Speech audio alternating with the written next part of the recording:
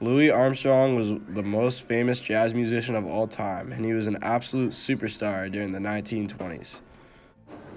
Louis Armstrong was born in New Orleans, Louisiana on August 4th, 1901.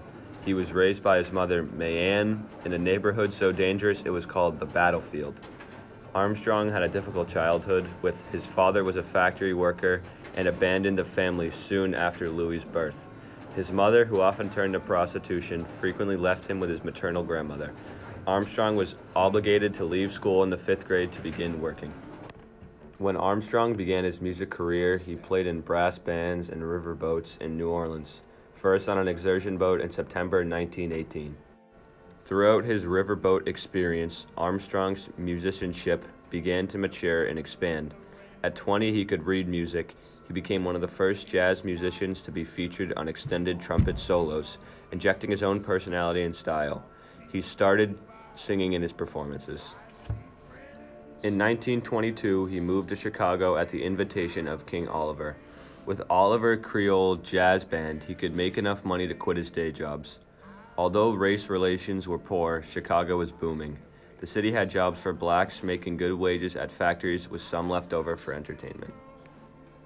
Some of my most favorite songs made by Louis Armstrong include of What a Wonderful World, Down by the Riverside, Go Down Moses, When You're Smiling, West End Blues, and including one of the Muskrat Rumble. Also, my favorite one out of that bunch of songs is What a Wonderful World, because it really puts into perspective what a wonderful world we live in. Most people consider him as the most famous jazz musician of all time and the greatest jazz musician of all time. In order to accomplish this title of King of Jazz, Louis Armstrong had to revolutionize jazz. He incorporated his humorous personality into his music and shows. He always had new ideas and constantly changed his style of music, whether it was with one of his bands or as a trumpet soloist.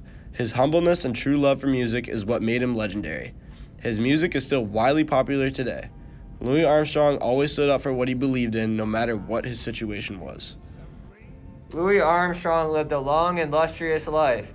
He died on July 6, 1971, at the age of 69, but his legacy still lives on to this day because he forever changed the music industry.